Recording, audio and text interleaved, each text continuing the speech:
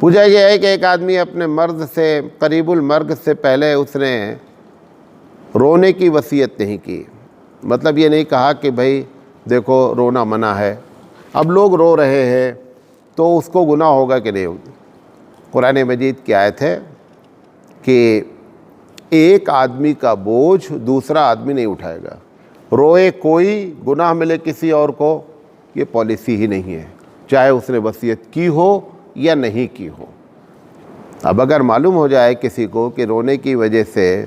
کسی کو عذاب ملتا ہے تو محلے والے جو اس کے دشمن ہیں تو جا کر کے رونا شروع کر دے تاکہ ان کو پڑ جائے، تو ایسی پالیسی اسلامی پالیسی نہیں ہے۔ ایک صاحب نے پوچھا ہے کہ امام غزالی کا موسیٰ علیہ السلام کے خواب میں دیکھنے کا جو واقعہ ہے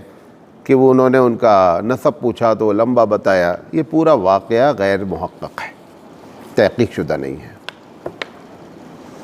پوچھا گیا مرد کے لیے اس کی سوتیلی بیٹی یعنی اس کی بیوی کے پہلے شوہر سے بیٹی اس کے لیے محرم ہو گئی نہیں؟ غالباً یہ جواب پچھلی مرتبہ بھی دیا تھا۔ وہ اگر بیوی کے ساتھ رہ چکا ہے، صحبت کر چکا ہے،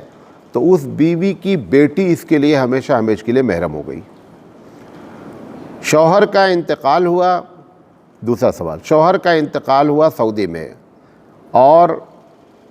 باڈی آنے میں 5 مہینہ لگ گیا، اور 5 مہینے تک یہ عورت یہ سمجھتی رہی کہ جب باڈی آ جائے گی دفنا دیا جائے گا تب ہماری عدت شروع ہوگی، تو لہذا اس نے عدت نہیں گزاری۔ اب 5 مہینے کے بعد باڈی آئی تو وہ پوچھ رہی ہیں محترمہ کہ میری عدت کب ہوئی؟ آپ کی عدت ختم ہو گئی، 4 مہینہ 10 دن عدت تھی اور 5 مہینے کے بعد باڈی آئی، تو جو آپ کو مسئلہ معلوم تھا وہ غلط معلوم تھا کہ جب دفنایا جائے گا تب ہماری عدت شروع ہوگی، یہ غلط بات تھی۔ ایسا بھی ہو سکتا ہے کہ اس کے علم ہی میں نہ آیا ہو کہ شوہر کا انتقال ہو گیا ہے، پھر 5-10 مہینے کے بعد معلوم ہوا شوہر کا انتقال ہو گیا ہے، ایسی عورت کے اوپر اب عدت ختم ہو چکی ہے، جو ہونا تھا وہ ہو گیا ہے۔